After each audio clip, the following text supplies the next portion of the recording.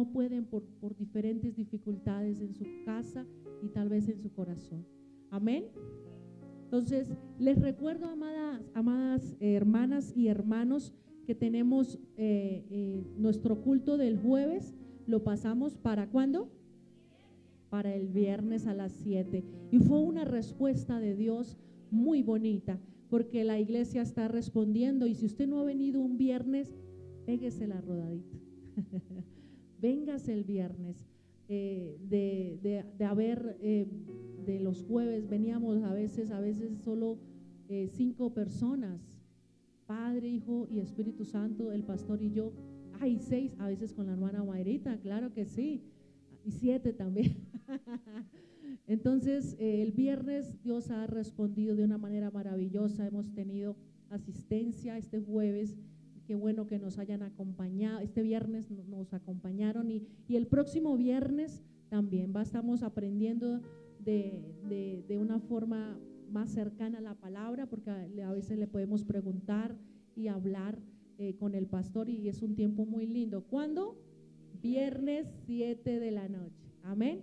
Los miércoles las amadas mujeres 3:30 de la tarde. El sábado tenemos nuestro ayuno desde las 8 de la mañana. Amén. Yo invito rápidamente a los niños que vengan por este lugar. Amén.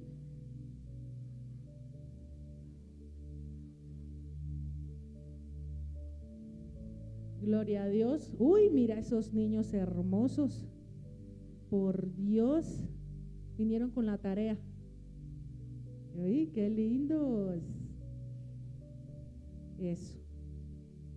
Oramos por nuestros amados niños, amén, para que Dios sea sanándolos si alguno está enfermo.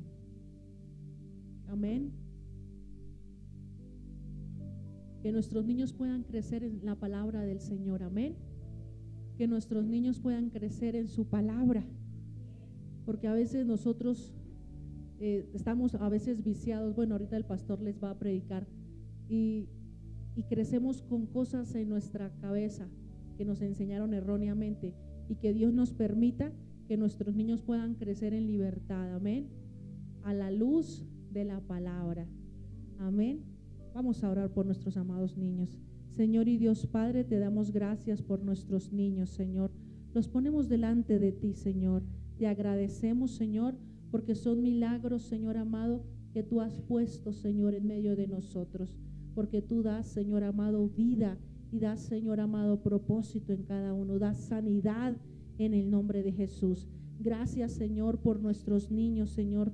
Los ponemos delante de ti, Señor. Oramos por sus padres, Señor, para que tú los llenes de ti, Señor, para que estos padres de estos niños, Señor, sean llenos de tu presencia, Señor, y tú los uses, Señor, en el nombre de Jesús.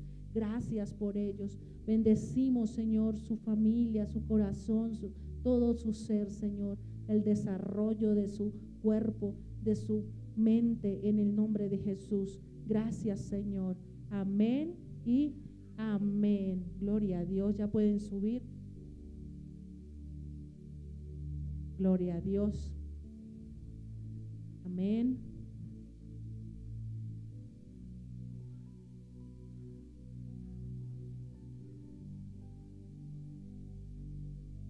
Eso, gloria al Señor. Amén.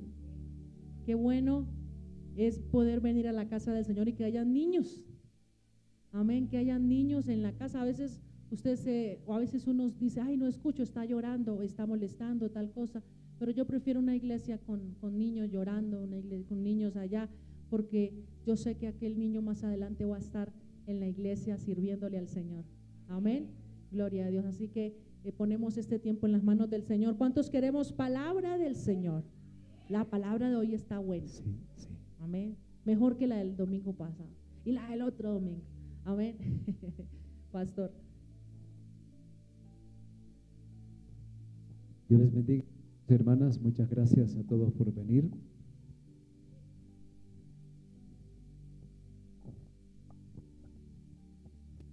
Hemos empezado un tema que se llama cómo vivir una vida renovada, ¿verdad? Tenemos que entenderla muy bien, porque Si logramos entender lo que Dios ya hizo y lo que nosotros debemos hacer, nuestra vida va a tener un vuelco total. La mayoría de nosotros queremos un cambio y no siempre sabemos cómo. Y de eso se trata esta mañana, que podamos vivir una vida renovada. Entonces, la primera, vamos a distinguir varias cosas. Hacemos las precisiones y después vamos al texto. El texto que vamos a trabajar es Efesios, capítulo número 4. Efesios, capítulo número 4. Vamos a veces se me olvida que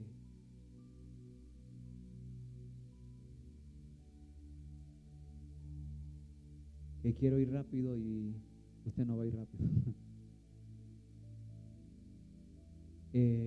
Efesios capítulo número 4, verso número 22 en adelante. Allí nos quedamos entendiendo el primer fundamento de la renovación, que se llama cambia la manera de pensar para que cambie la manera de vivir. Se trata de reemplazar viejas estructuras mentales por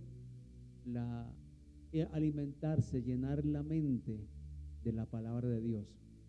¿Sí? De esta manera vamos a ir renovando nuestra manera de pensar. Y hay que hacer las distinciones. Una cosa es la vida biológica, cuando nacemos, y otra cosa es la vida espiritual. Algunos tratan de poner la vida espiritual como muy mística, pero en realidad la vida espiritual es muy práctica, porque se trata de, oiga bien, la vida espiritual se trata de la influencia de la palabra de Dios en nuestra mente para que podamos tomar decisiones ajustadas a la realidad que tenemos. Esa es la vida espiritual. Todo lo demás que tú haces, orar, ayunar, es simplemente desarrollar hábitos espirituales. ¿Y ves? Una persona que ora no necesariamente es espiritual, porque el musulmán, ¿cuántas horas al día ora? ¿Cuántas veces? 6. ¿Significa que es espiritual porque ora? No. Entonces, el tema de la oración privada es importante porque nos ayuda a mantener los hábitos espirituales, los hábitos. Pero no significa que automáticamente una persona que ore, que ayuno, venga a la iglesia, sea que es espiritual. ¿Cómo se manifiesta esta vida espiritual que parece abstracta? Porque la persona alinea sus pensamientos, su conducta y la forma de actuar de acuerdo a la palabra. Hoy en día se habla de espiritualidad, pero ninguna persona puede ser espiritual a menos que nazca de nuevo. Ninguna. Todo lo demás es lo demás, por no decir una palabra grosera, pero todo lo demás es lo demás. Vamos a leer primero, antes de que me emocione, Efesios 4:22. Dice: en cuanto a su pasada manera de vivir, despojaos de su vieja naturaleza, la cual está corrompida o viciada, dice la versión Reina Valera. En la Nueva Traducción Viviente dice que está corrompida. Entonces, ¿cómo venimos nosotros? ¿Cómo venimos del mundo? ¿Cómo venimos viciados? ¿Qué viene viciado? Primero la mente, nuestra manera de pensar, y luego nuestro cuerpo, nuestros deseos va a responder a la forma y manera de pensar. Si usted entiende que todo empieza aquí, va a comprender su lucha y va a comprender qué debe trabajar, qué debe empezar a trabajar en su vida personal y de qué debe alimentar su vida personal. Entonces, Pablo usa una metáfora, y la metáfora consiste en ponerse ropa, quitarse ropa vieja o indecorosa y ponerse ropa nueva. Y la nueva vestidura es la nueva vida en Cristo. Entonces, nos dice que esa manera antigua de vivir viene viciada. Viene viciada por varias cosas.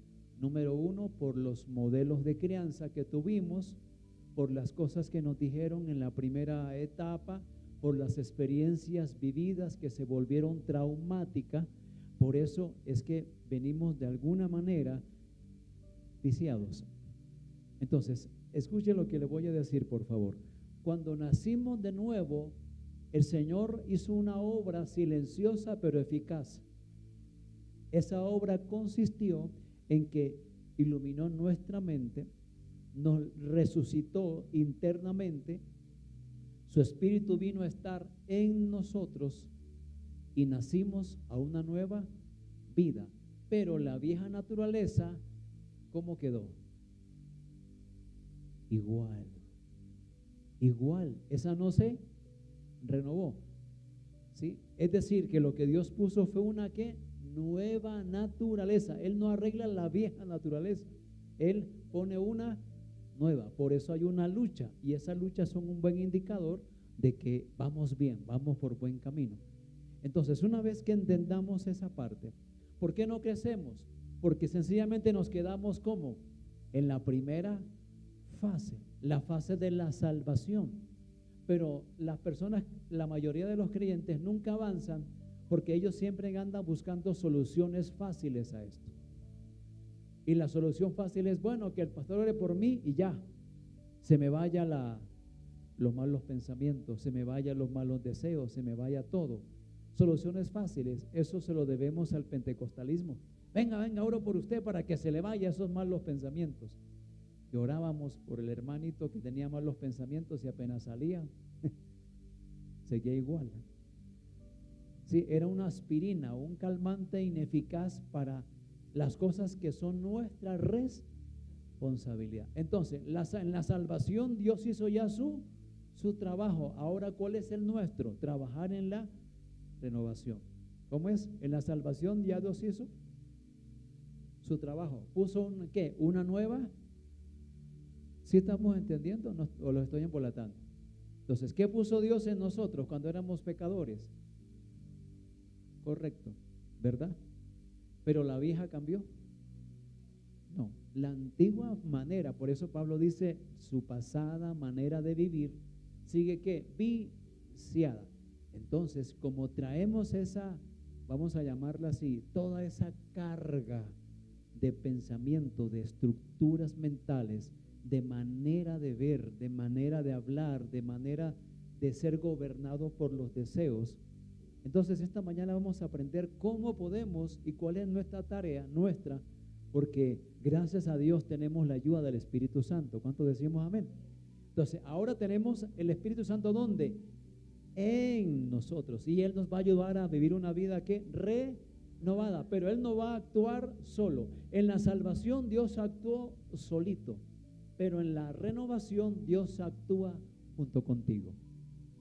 ¿Cómo es? En la salvación Dios actuó solito porque nos iluminó, nos resucitó y nosotros libremente creímos y libremente corrimos a seguir a Cristo.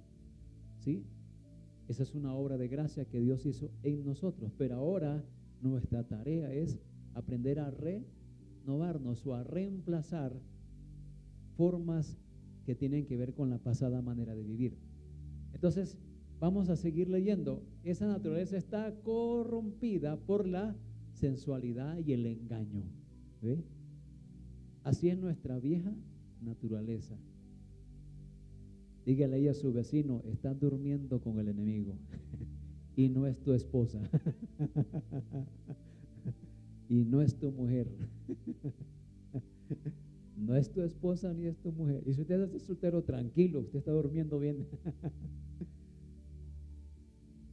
En cambio, el verso número 23 dice, en cambio dejen que el Espíritu los renueve los pensamientos y las actitudes. Entonces el domingo pasado aprendimos que la manera de pensar determina la manera de vivir y que es importante reemplazar estructuras mentales antiguas que hemos heredado todos de nuestro modelo de crianza, de nuestra religiosidad, algunos que practicaron el catolicismo romano y algunos que venimos de esas estructuras mentales que no cambian automáticamente cuando se nace de nuevo, porque lo que nació de nuevo fue que Dios puso una nueva.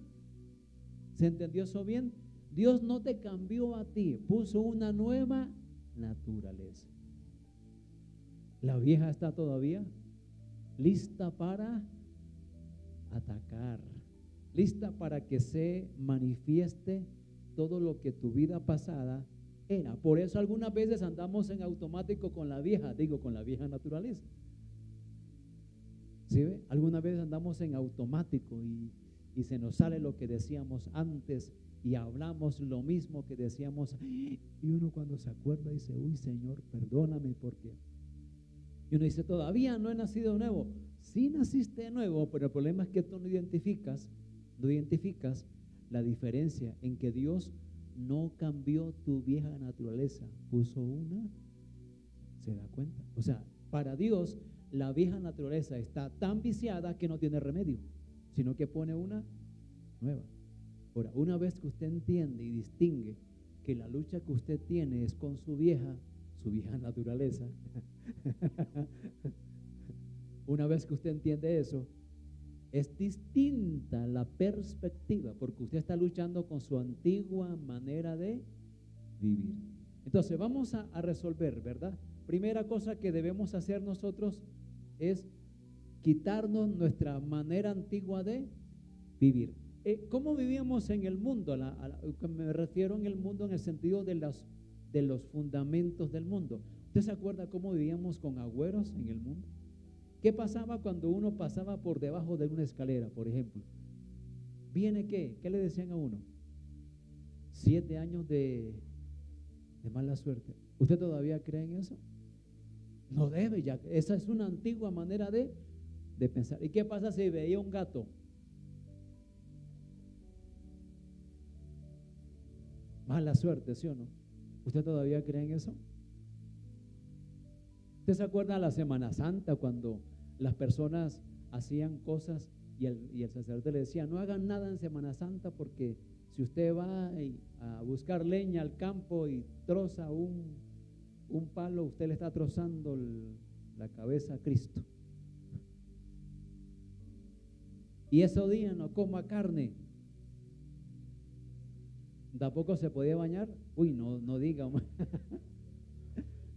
sea, todo eso viene de la tradición. Usted no tiene que vivir más en esos tipos de pensamientos. ¿Sí ve? ¿Por qué? Porque venimos viciados de esa antigua manera de vivir. Entonces, la primera cosa que debemos hacer es reemplazar nuestra estructura mental. ¿Con qué le vamos a reemplazar? Con la gloriosa palabra de Dios. Ya usted no tiene que vivir en la superstición. El mundo, por ejemplo, cree en fantasmas, ¿sí? No pasa por lugares, por ejemplo, los cementerios, ¿sí? ¿Usted todavía tiene miedo a los cementerios? ¿Cómo era antes cuando no conocíamos a Cristo? Llegábamos a los cementerios y veíamos ahí la tumba del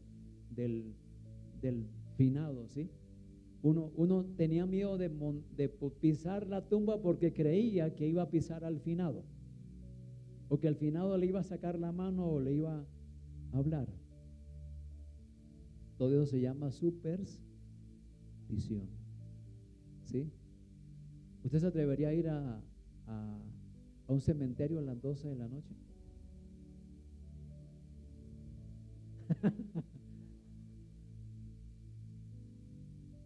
¿Sabe qué dice la gente? Que allá hay muchos espíritus, ¿sí o no? Allá hay muchos espíritus. Allá hay la gente que se murió, allá está todavía penando, ¿cierto? En mi pueblo había un señor que era sepulturero y él todos los días en la madrugada sacaba las ánimas benditas del purgatorio a pasear. No sé por qué necesitaban pasear, pero las paseaba. No sé por qué, pero las paseaba y salía el hombre diciendo un Ave María y un Padre Nuestro por las ánimas benditas del purgatorio. Todavía me acuerdo porque imagínese uno de los 3 años escuchando eso hasta los 10, pues algo se le pega a uno. Y yo recuerdo perfectamente eso. Entonces uno cree que la noche los demonios están más activos. ¿Sabe qué dijo un hermano ministro? Dijo, vamos a orar a las 3 de la mañana porque a esa hora los demonios están descansando. Pobre muchacho, ¿quién le enseñó semejante brutalidad? Pero así somos, venimos de ese tipo de cosas y de conceptos.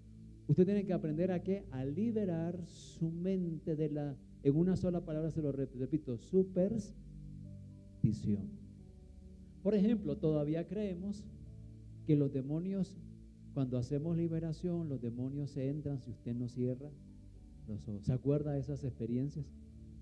Cierren los ojos porque, ay hermano, cierren los ojos porque vamos a sacar los demonios y si usted tiene los ojos abiertos, se le entran por los... Yo he puesto a prueba todos los mitos y por eso le hablo que todo eso es superstición. Una vez me fui con Samuelito, tenía como 4 o 5 años y me fui a orar por allá por una señora que tenía sus chukis encima. Y entonces me dijo, ay, pastor, por mí que me siento así. Yo la miré y dije, esta señora anda enchucada. Pero tocó, ¿sí? Y entonces oré por ella y empezó a manifestarse lo que había. Y le dije, te callas, no me asustas al niño y sales ya, sin show. Se desvaneció y ahí siguió el niño jugando ahí, molestando. ¿Qué le enseñaron a uno? Que no hubiera niños ni gente alrededor porque se le metían.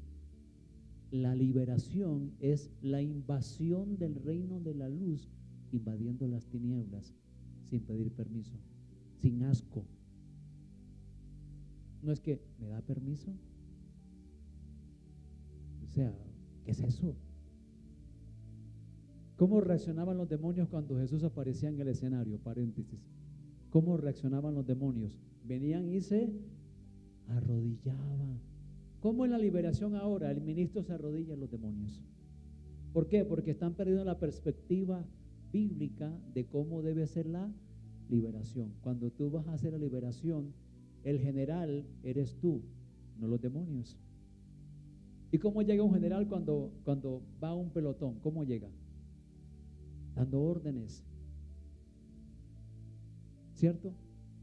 Entonces, eso es un breve paréntesis para que tú entiendas que nos han enseñado demasiadas mentiras y nos han dicho que tú no tienes autoridad. ¿Sabe qué nos han dicho? Ayune y ore para que tenga autoridad. ¿Tú tienes autoridad porque oras o porque ayunas? Eso fortalece ¿qué?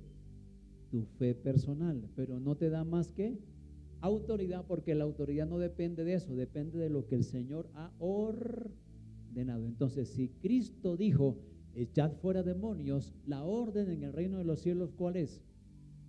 Que salgan. ¿Sí ves? Eso se llama autoridad delegada. ¿Quién la dio? El Señor. Así cuando tú vas y tú dices, en el nombre de Jesús, sal fuera, ¿te van a hacer caso porque tú lo estás diciendo o porque el rey ya lo dijo? Lo que tú haces simplemente es una extensión de lo que Dios ha ordenado. Por eso es que salen, no porque tú seas, uy, yo soy el pavo real.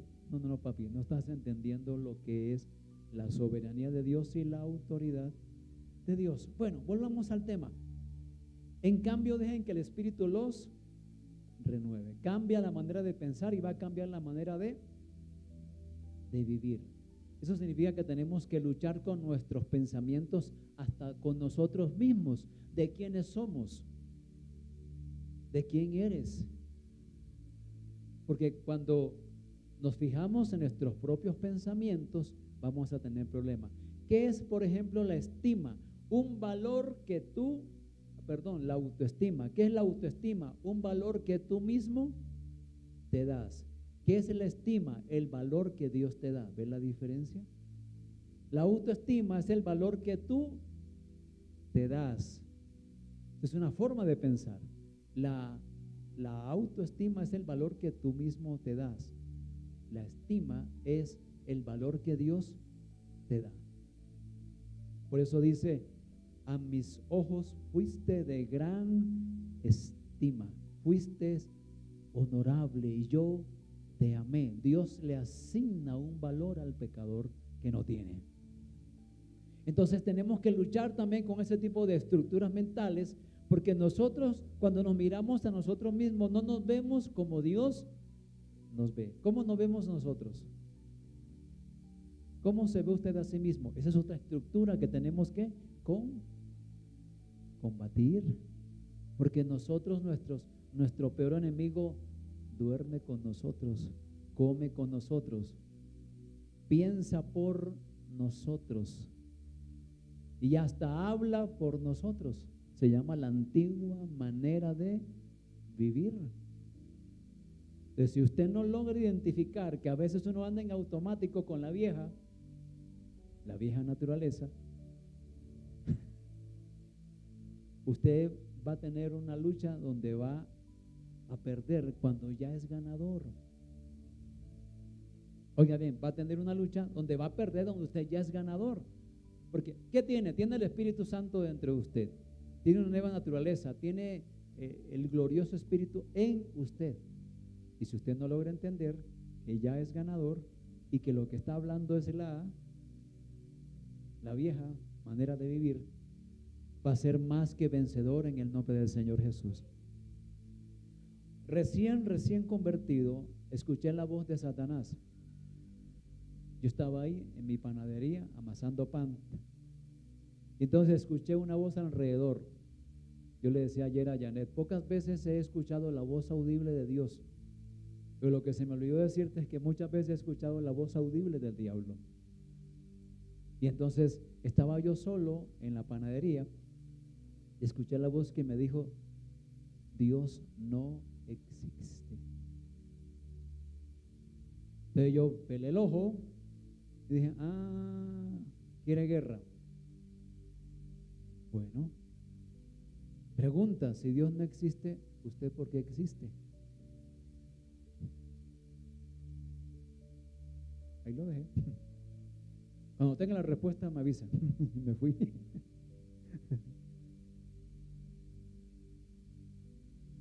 Ahí lo dejé solo.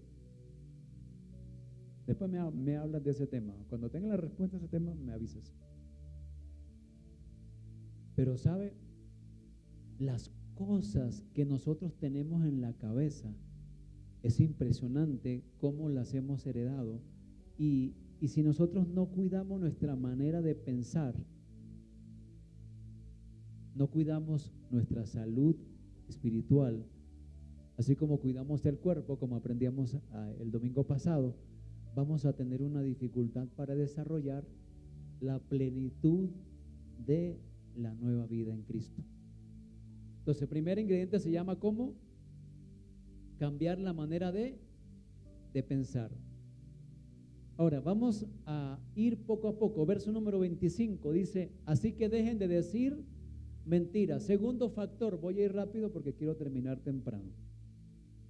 Así que dejen de decir mentiras. ¿Qué es lo segundo que debemos hacer nosotros? ¿Qué es nuestra responsabilidad para vivir esa plenitud de vida? Dejar de decir ¿qué? Mentiras. Todos mentimos y mentimos a veces por quedar bien, ¿verdad? A veces mentimos por quedar bien o porque nos da miedo o porque nos da susto.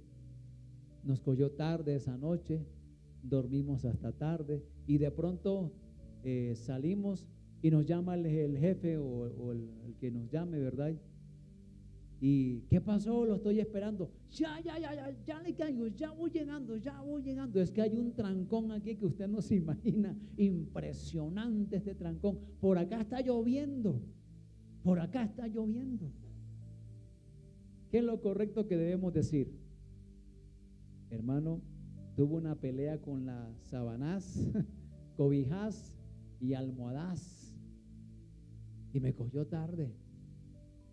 me agarró el día. Usted debe decir eso, perdóneme, porque me agarró el día, en serio. Me demoro lo que me demore la buseta, media hora, allá le caigo. Pero ¿cómo hacemos para quedar bien? Mentimos, ¿cierto? Y a veces, oiga bien, lo hacemos para quedar bien nosotros. Hay manera de mentir. A veces entre los esposos nos echamos mentiras. A veces a los hijos le echamos mentiras. Le prometemos cosas que no vamos a cumplir. Mijito, si usted se porta bien, en Navidad le compro esa. Y a ellos no se les olvida, ¿sí sabía? Ellos cuando llegan diciembre ya empiezan a tocar la puerta. No cantan un villancico, ¿verdad? No cantan ven, ven, ven. No, cantan es estable lo que usted le haya prometido. Y a veces nos volvemos mentirosos crónicos, porque mentimos en automático.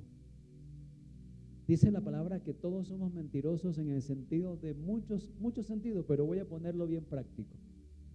Una persona es mentirosa cuando no invoca el nombre del Señor correctamente, por ejemplo. Cuando invoca el nombre de otro Dios se vuelve un mentiroso. Pero en el sentido práctico de la mentira es porque de alguna manera queremos quedar bien. No está mal que usted alguna vez se levante tarde y le cogió tarde, y si alguien le dice por qué, usted diga, hombre, me cogió la noche. Sencillo. Puede que lo regañen, puede que le digan algo malo, pero usted está comprometido con la verdad. ¿Usted se acuerda del cuento del pastorcito mentiroso? ¿Qué le pasaba al pastorcito mentiroso?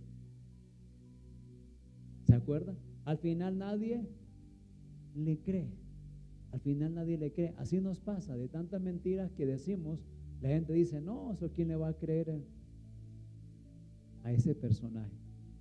Por eso una de las segundas cosas que debemos nosotros trabajar se llama desechar la mentira. Vamos a hacer una oración muy sencilla.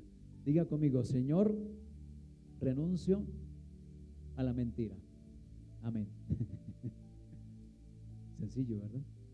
Ahora, ¿qué debe hacer? Esforzarse cada día. ¿Por qué?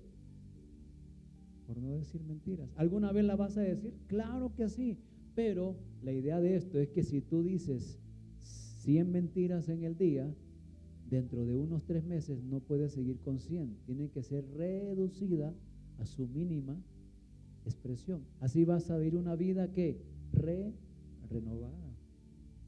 Y te vas a sentir bien contigo mismo porque tú estás diciendo la verdad. Ahora, hay un equilibrio que debemos tener. Una cosa es hundir con la verdad, lastimar con la verdad, porque es que yo soy así y Dios me hizo así. No, tenemos que usar el amor para decir la verdad. Vamos a pasar al siguiente. Dice, verso número 26, ¿verdad? Y voy haciendo un repaso porque quiero terminar temprano. La primera se llama cambia la manera de pensar. La segunda tiene que decir con renunciar a las mentiras. Ahora vamos a ver otro aspecto de la renovación que tenemos que trabajar. Dice, además no pequen. Eso, airaos, pero no pequéis, no se ponga el sol sobre vuestro enojo, ni deis lugar al diablo. Entonces, una de las emociones reactivas es la ira. Todos nos enojamos. Sócrates decía que todo el mundo se enoja, Dios se enoja, pero lo difícil no es enojarse, sino enojarse con la persona correcta, de la manera correcta, con la intensidad correcta. A veces la persona se enojó allá en el trabajo y uno lo saluda. ¿Qué hubo, hermano? ¿Qué? ¿Verdad? Como si uno tuviera la culpa del enojo allá, que la piedra que le hicieron sacar. ¿Cierto? La persona va en su carro, ¿verdad? Y el indio patirrajado se le atravesó, lo cerró, ¿verdad? ¿Y uno qué hace? A uno se le sale el viejo, ¿sí o no? Este man, ¿qué le pasa? Venga a ver que yo también, ¿cierto? ¿Qué cree que soy más inteligente que yo? ¿Qué? Y claro, uno se enoja.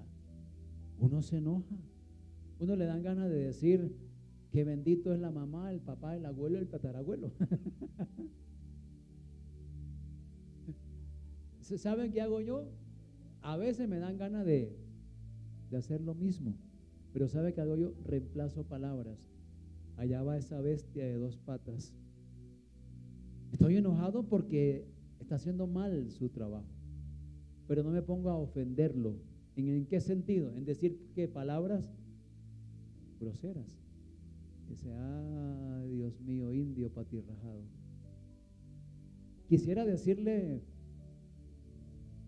¿sí? Aquí lo que dice, ¿cierto? Así quiero decirle.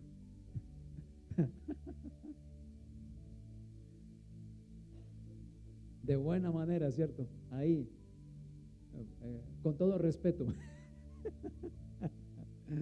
Pero esas son nuestras emociones reactivas. Según la psicología moderna, tenemos varias emociones. La tristeza es una emoción reactiva, la amargura, la ira es una emoción reactiva. Y es normal, las emociones en sí no son buenas ni malas. Las emociones nos dicen cómo procesamos nosotros la frustración, los cambios que se nos atraviesan en el camino. Entonces, una emoción en sí no te dice que es buena o mala, te dice cómo tú reaccionas. Exacto. Entonces, ¿qué debemos hacer? Hay que aprender a gestionar las emociones. ¿Cómo se gestionan las emociones? Reconoce que estás enojado, viejo. Porque a veces uno está enojado y le pregunta, ¿verdad? La esposa le pregunta al esposo, mi amor, ¿qué tiene? Nada. Y ella, como ya lo conoce uno, dice, este muchacho está enojado. Pero en cambio que le pregunte la esposa al esposo, mi amor, ¿qué tiene? Y cuando ella dice, nada, corre por tu vida. Nada es, espérame para que veas tú cómo me la vas a pagar. Esto no se queda así, pero ella dice, nada, es para tranquilizarte y después agárrate, primo, porque la vaina es en serio. ¿Ve? No, el punto es que no distinguimos el enojo de ella. Todos nos enojamos. ¿Cómo la gestionamos? Primero reconoce que estás, ¿qué? Enojado. Si estás enojado con tu hijo, dile, no, estoy enojado contigo. Cuando nos enojamos, el cuerpo reacciona de una manera interesante. Creo que les he dicho,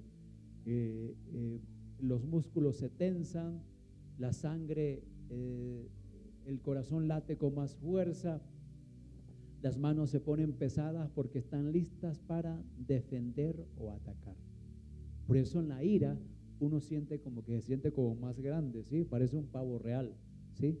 Uno ve a la otra persona chiquitica, ¿verdad? Le voy a ministrar, ¿sí? Se le sale uno la tortuga ninja, se le sale uno el Capitán América, el Hulk por dentro, porque uno está listo para, ¿sí? Pero esa es la reacción natural del cuerpo, Hay 3 opciones: o atacas a la persona, o te autoatacas a ti misma, o atacas la situación. Tenemos que aprender a distinguir eso, porque cuando tú dices la palabra, esta palabra es sencilla, pero es un ataque a la persona. Cuando tú dices tú, ¿estás atacando a quién? A la persona.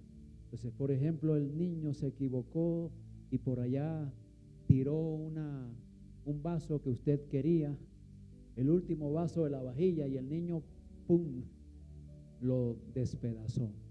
¿Y cómo reacciona la mamá? Con rabia. ¿Es normal que tenga rabia? Claro que sí. La Biblia no prohíbe el enojo, lo que prohíbe es que usted ataque a la persona en medio del enojo. Entonces, el niño, ¿y cómo atacamos nosotros al niño? ¿Cómo lo atacamos? Hermano, ¿qué le he dicho? ¿Qué le he dicho? ¿Qué le he dicho? Me acabó la vajilla. ¿Sí ve? Toda usted se la tiró. O sea, él quebró uno, tú quebraste el resto, pero le está echando toda la culpa ¿a quién? A él. Porque estás enojada, estás molesta, y en esa molestia transfiere toda tu rabia y toda tu energía a un solo incidente. golpea. Usted me hizo esto y se acuerda de todo, porque estás enojada. ¿Qué está haciendo? Está atacando al niño, a la persona. ¿Qué debe atacar? La situación, el error, la situación. No debe atacar ¿a quién? A la persona. Entonces, ¿cómo gestionamos nuestras emociones? Reconozca que está triste, enojado. Y en lugar de atacar a la persona o autoatacarse usted, que tampoco es saludable, tiene que aprender a atacar la situación. Nunca diga cuando esté así enojado, usted, tú. ¿Por qué? Porque la otra persona, ¿cómo lo entiende? Como un ataque. Y se van a aprender. Es que tú, ya se aprendieron. Solamente di tú y ya están prendidos. Porque el otro, ¿cómo lo ve? ¿Cómo lo escucha? Lo escucha como un ataque. Es que tú, ¿cómo debería ser?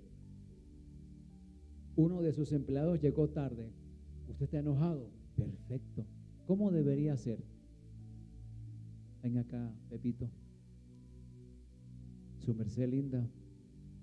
Llegó como un poco tarde. Le copiaron las cobijas, ¿no? ¿Cierto? ¿Qué está atacando? La impuntualidad. Pero si yo le digo, usted es un mal trabajador, mire la hora de llegar, ¿lo estoy atacando? A él. Eso no es fácil, ¿sabe por qué? Porque ¿qué nos enseñó el mundo? Pégale su vaciada. Hijo de madre, y para que aprenda. Tome para que lleve. ¿Sí o no? Así nos enseñaron en el mundo. Ese es el estilo mundano. Y nosotros, como tenemos ese viejo chida aquí, adivine cómo vamos a reaccionar. Gente cristiana con mente mundana. Por eso es importante aprender a manejar las emociones. Reconozca que cuando está bejuco, está bejuco. Reconozca que a veces no quiere hablar con su esposa. Llega ella, mi amor, ¿qué tienes? No me molestes ahora porque no quiero hablar con nadie, no me soporto. Díganlo, no digan, no me pasa nada. Hay veces que jugamos con mi esposa y hace algo y me dice, ¿me perdona? Yo digo, no. Perdóneme, no. Ahora no, estoy enojado. ¿Y sabe qué? El problema de yo enojarme, ustedes no me conocen a mí enojado, ella sí. Yo cuando me enojo se me pasa casi 24 horas después, porque ando todo el bendito día. Sí, ando, no ataco a nadie, no ataco a nadie, ¿sí me hago entender? Pero ando,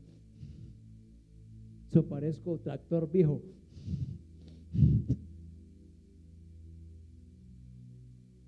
Sí, algo así, imagínense. Sí, no me acuerdo que soy el pastor, estoy enojado. Pero estoy aprendiendo algo. Cuando reconozco, a mí no me funciona el cuente hasta 10, no. Yo cuento 1 y ya estoy en automático. Pero ¿sabe qué? ¿Sabe qué sí me he dado cuenta que me funciona a mí? Reconocer que tengo enojo, tengo piedra. Y automáticamente eso empieza a bajarse. ¿Sí? ¿Usted se acuerda el chiste ese de Noraima y de José Ordóñez, verdad? Que Noraima le dice, a mí me encanta, yo a veces le hago bullying a mi esposa porque, ¿qué pasó mi bobo? ¿Qué pasó mi bobo? Sí, le hago la mano así, ¿usted qué creyó mi bobo? ¿Qué creyó mi boba? Sí, sí. Y esa es una burla, pero en muchos hogares hay agresión de parte y parte. Cuando no es él, que es la tendencia, a veces es ella. ¿Sí? Hacemos la mano así. ¿Qué pasó, mi bobo? Sí. No hay permiso para nadie. ¿Te se acuerda de esos chistes? No, me imagino que no lo has visto. ¿Sí? No hay chiste para nadie, hermano. ¿Qué es lo que quiere? Y él empieza a sobarle la pierna. No me sobe la chocosuela, mano. Pero oiga bien, el punto es entender, amados y amadas, que hay que aprender a gestionar nuestras emociones. Reconocer que estamos enojados. Si usted está enojado y el otro se le acerca, diga, mejor váyase, yo me voy porque estoy que vuelo de la piedra. Reconozca eso, que está enojado. No agreda a la persona, porque todos en algún momento, ¿qué hacemos? Atacamos. ¿Y por qué atacamos? Porque estamos enojados. Entonces, para evitar el ataque, ¿qué hago yo? Me callo, mejor me voy.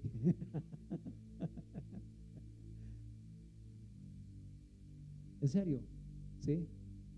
Pero el primer paso que hago es reconocer que estoy enojado. Ese primer paso.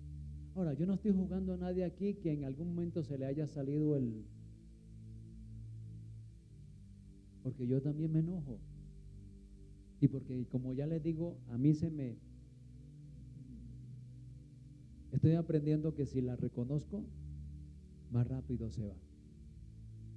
Si reconozco que estoy enojado. Si no digo nada, voy a estar resoplando todo el día y enojado. Entonces, ¿sabe qué hago yo? Me ocupo. Me pongo a hacer aseo. Me pongo a lavar la loza, porque estoy muy bravo.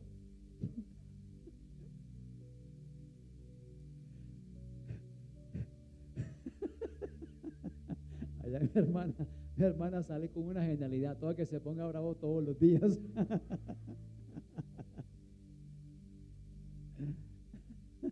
Cierto, toda que le saque la piedra todos los días. Amados, entonces, otra de las cosas que debemos tener en cuenta es aprender a gestionar nuestras emociones. Cuando dice no deis lugar al diablo, no significa que el enojo sea del diablo, porque las emociones son suyas. La tristeza, la ira, eso no son demonios como nos enseñaron. Ay, tiene un espíritu de tristeza, ¿sí? Hubo una época en que yo no sabía si reírme o quedarme serio, porque cuando me ponía serio me decían, tienes un espíritu de amargura. Y yo, ¿cuál amargura, viejo? Sí, tú no te ríes. Entonces cuando me reía y cuando, molestaba y tomaba del pelo, decían, usted tiene un espíritu risueño. Decían, entonces, ¿qué? Si estoy callado, tengo espíritu de amargura. Y si tomo del pelo, tengo un espíritu burlón. Ese, mi hermano, gracias. Tiene un espíritu burlón ahí que hay que sacarle. Yo, ¿qué es? Y varias veces agarraron y fuera espíritu burlón. Y yo, Dios mío. Espíritu de risa era la otra, ¿verdad? Sí, yo digo, si aquí me río, esto va a demorar horas aquí la liberación. Pero fíjense ustedes todas esas cosas que nos enseñaron que son mentiras. Ahora, voy a pasar a otro tema. Vamos a hacer repaso. Primero, cambio mi manera de pensar. Luego, ¿qué tengo que hacer? Desechar la mentira. Luego, ¿qué tengo que hacer más? Gestionar mis emociones, ¿verdad? ¿A qué se refiere con no deis lugar al diablo? Que el diablo puede usar un estado emocional para impulsarlo usted a hacer cosas que no debe. Hacer cosas que no debe. Golpear a alguien. Una persona en un estado emocional puede atentar contra la vida de otra persona por el estado emocional que está manejando. Entonces no significa que mis emociones sean espíritus. No, significa de que tengo que aprender a gestionarla. Jesús dijo, estoy triste hasta la muerte, y eso no era un demonio. Una vez que yo leí eso, oiga, entonces la tristeza no es ningún demonio, porque aquí el Señor dice, estoy triste hasta la muerte. Tiene una tristeza profunda. No era un pecado, no era un demonio. Y uno dice, claro, ahora lo entiendo mejor. Pero uno le decían era, tengo que hacer liberación de la tristeza, del espíritu burlón, de toda esa basura que uno nos enseñaron. Bueno, voy a la siguiente. Dice, el que hurtaba, no hurte más, sino que trabaje haciendo con su mano lo que es bueno, para que tenga que compartir con el que padece necesidad. ¿Qué más debo hacer yo para renovarme? Debo ser productivo y generoso. ¿Cómo es? Debo ser productivo y generoso.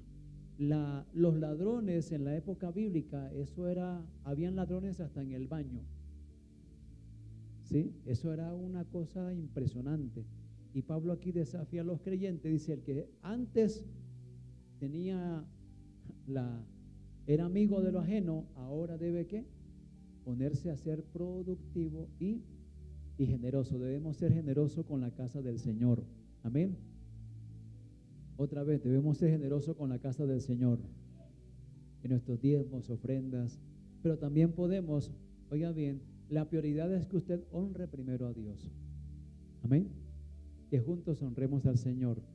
Y después, si le queda, del que tiene necesidad, mayormente lo de la familia de la fe, podemos ayudarlo. Ok, el que hurtaba no hurte más. Y termino con esta, ya se me fue el tiempo. Ninguna palabra corrompida salga de vuestra boca, sino la buena para la necesaria edificación, a fin de dar gracias a los oyentes. ¿Qué tengo que hacer? Cuidar mi forma de hablar, mi lenguaje ofensivo. Yo no le estoy diciendo que usted se vuelva paisa, ni estoy diciendo que se vuelva costeño. Hable como usted habla, normal, pero no use lenguaje ofensivo o vulgar. Hay veces que usamos lenguaje sarcástico, lenguaje grosero, vituperios, ¿cierto? Ofendemos a la otra persona, ofendemos al cónyuge, ofendemos al niño, ofendemos al vecino, ¿sí? Mi mamá y mi papá se ofendían. Hoy descubrí una palabra que ellos usaban, ¿sí? Cuando mi papá estaba vivo, le decía a mi mamá para ofenderla guaricha. Guaricha, así se ofendía.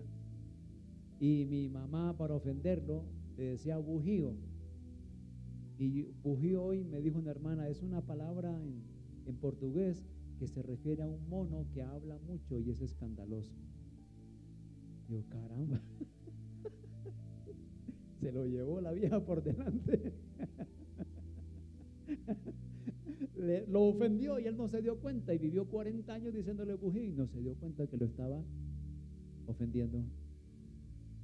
Sí, ella no, sí, guaricha es más de nosotros acá, pero ella lo ofendía como diciéndole, usted es un mono hablador, feo,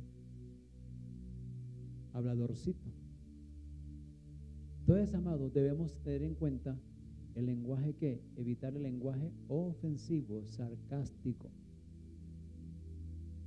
A veces uno habla y ofende a la esposa, ¿sí o no? Yo creo que todos estos ingredientes, repasemos. Tengo que aprender a llenar mi mente de la palabra. Ese es el elemento número 1, ¿verdad?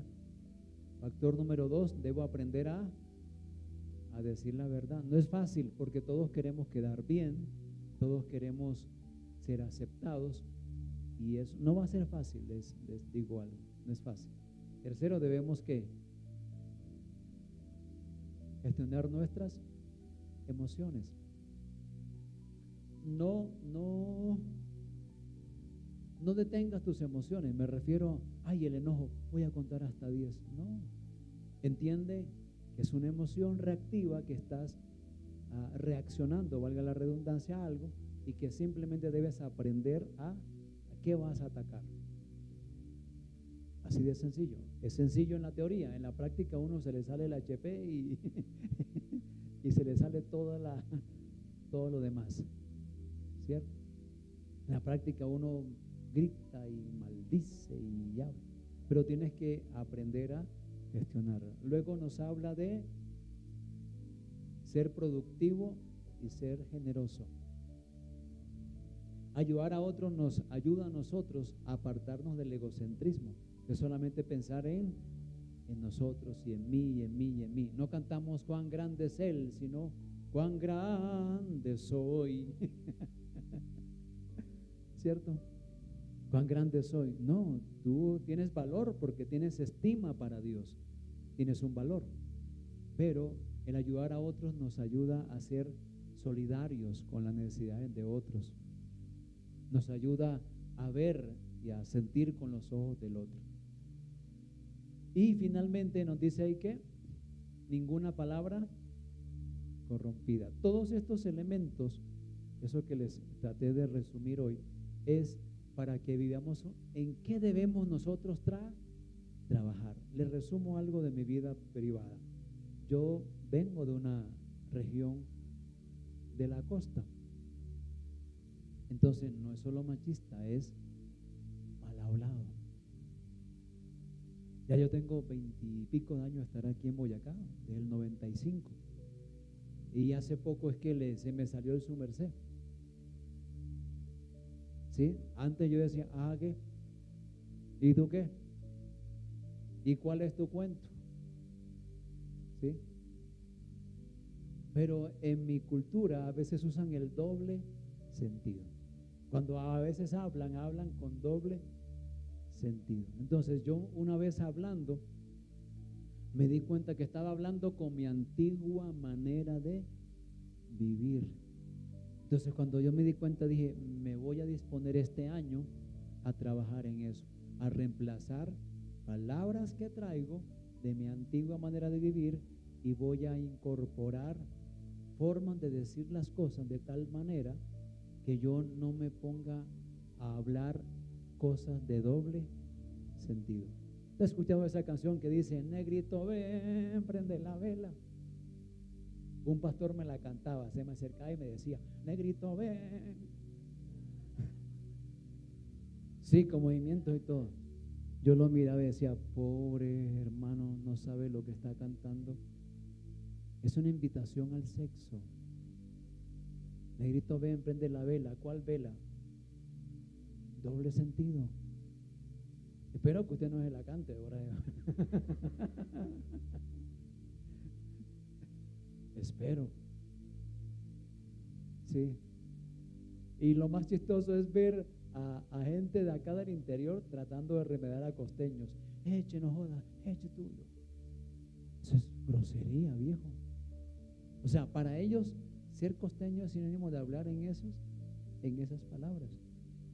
¿Sí? Y entonces me di cuenta que tocaba que trabajar. A veces se me salen ciertas cosas. Sí, en serio. Pero no es imposible. ¿Sabes por qué? Porque tú tienes que entender qué vas a trabajar. Lo que yo hago cada año es evaluarme con esto que está aquí, mis emociones, mi generosidad, mi productividad. Si digo mentiras, cada año hago casi lo mismo. Es un ejercicio interno que hago. Y luego digo, este año voy a trabajar más en esto. ¿Y qué digo? Espíritu Santo, ayúdame, porque mi voluntad está determinada. Va a haber éxito o fracaso, fracaso o éxito, pero mi idea no es eliminarla, sino reducirla. Entonces, si antes decía 20 palabras de doble sentido, mi meta es una sola, hasta que con el paso del tiempo la pueda eliminar. Es así como funciona. No hay nada mágico, no hay, venga pastor, ore por mí para que se me vaya los malos pensamientos y las malas palabras. No funciona así. Honestamente, yo lo intenté así. Yo iba donde el pastor allá en la costa, pastor, ore por mí, tengo malos pensamientos. Y el hombre, ahora mismo, sal fuera todo tipo de pensamiento ahora, sal. Yo sí, que salga. Salga ahora en el nombre de Jesús. Y allá me ponían la mano. Y a veces llamaban a la más anciana para que también reforzara. ¿Sí? Y después de la sesión de oración, yo salía y a la esquina volvían otra vez. Yo decía, ¿qué pasó? ¿No que oraron los santos hombres de Dios por mí?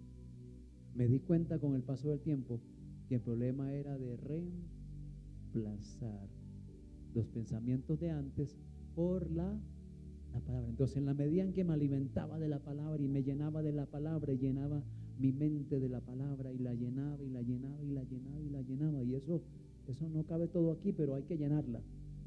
Entonces, empecé a descubrir que podía reducir y podía dominar esas cosas. Entonces vi un avance. Y hay gente que durante 10, 15, 20 años no ve ningún avance, porque cree que todo lo tiene que hacer ¿quién? el Espíritu Santo. No, tú tienes una responsabilidad. En palabras técnicas se llama sinergia. Tú pones una parte y el Espíritu Santo pone la otra. Pero si tú no pones nada, no va a haber avance, porque esa es tu responsabilidad. Señor, queremos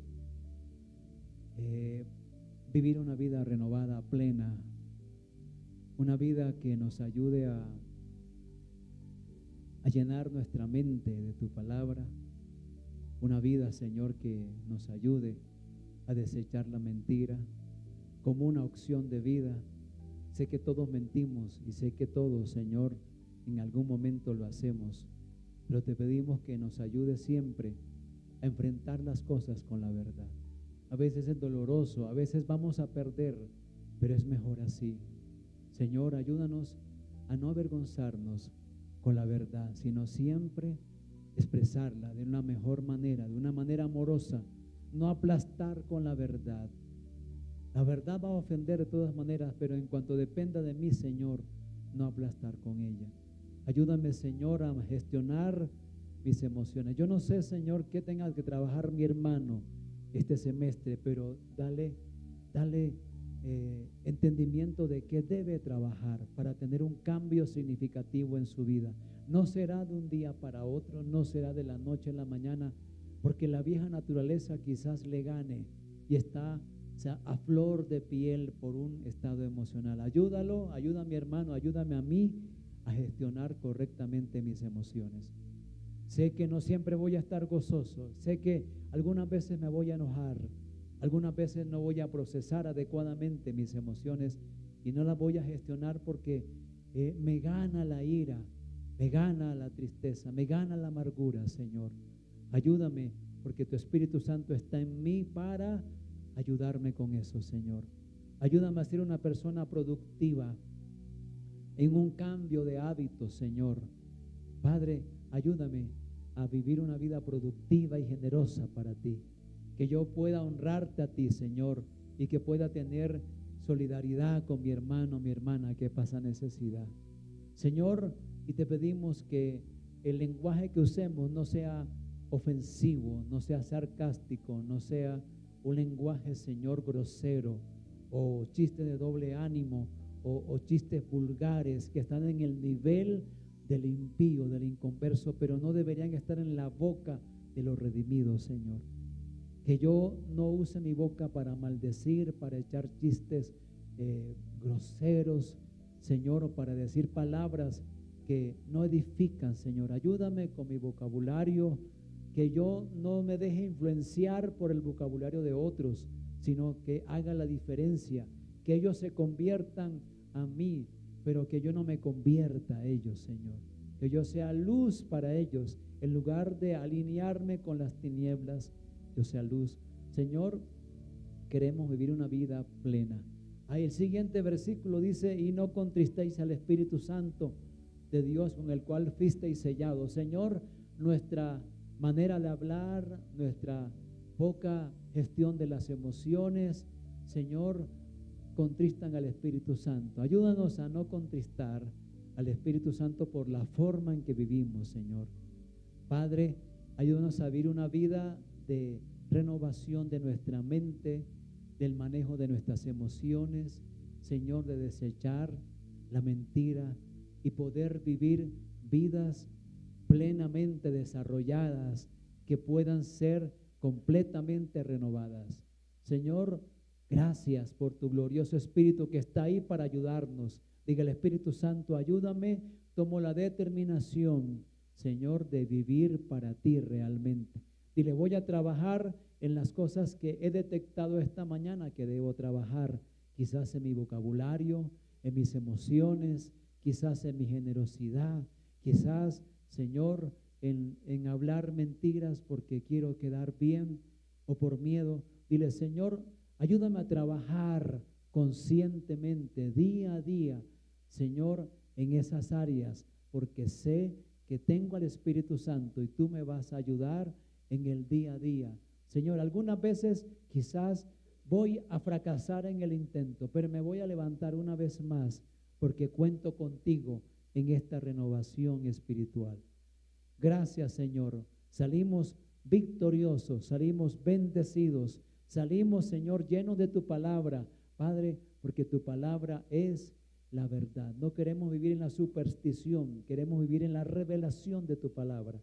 Gracias por tu palabra, Señor. Enséñanos a no contristar el glorioso Espíritu Santo que fue puesto en nuestras vidas como un adelanto de una salvación, de la garantía de la salvación tan grande que nos has prometido.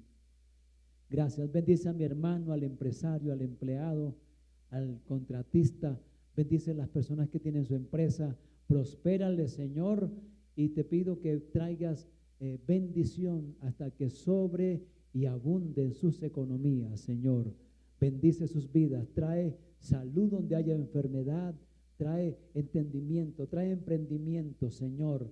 Trae bendición, trae avance en todas las áreas de su vida, Señor. Te damos gracias en el nombre de Jesús, Señor. Amén. Santos de Dios, que el Señor nos ayude a vivir una vida renovada. Amén. Dios les bendiga a todos. Muchas gracias.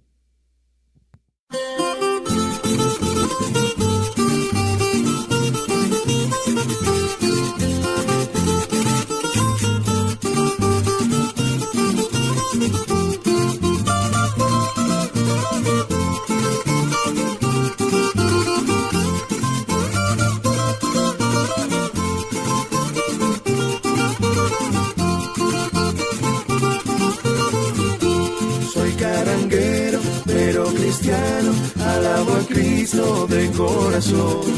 Con mi canto expreso y digo que Jesucristo es la salvación.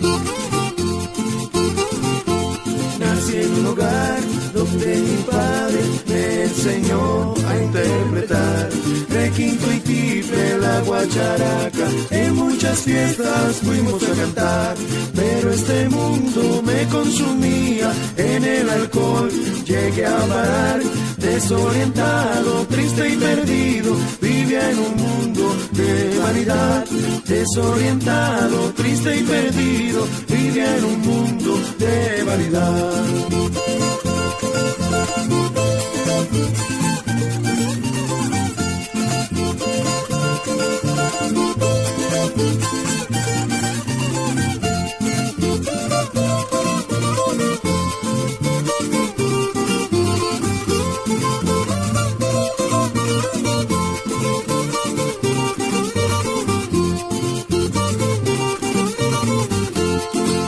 Pastor pasó por casa de Jesucristo, nos enseñó, porque mi tiple guarda el requinto y a la iglesia me conducí. Su palabra trató conmigo amargamente, en el altar lloré, me arrepentí de mis maldades y mi vida a Jesucristo la entregué. Ahora soy feliz, vivo alegre, con mi requinto canto al Creador. Por donde voy hablo de Cristo, le cuento al mundo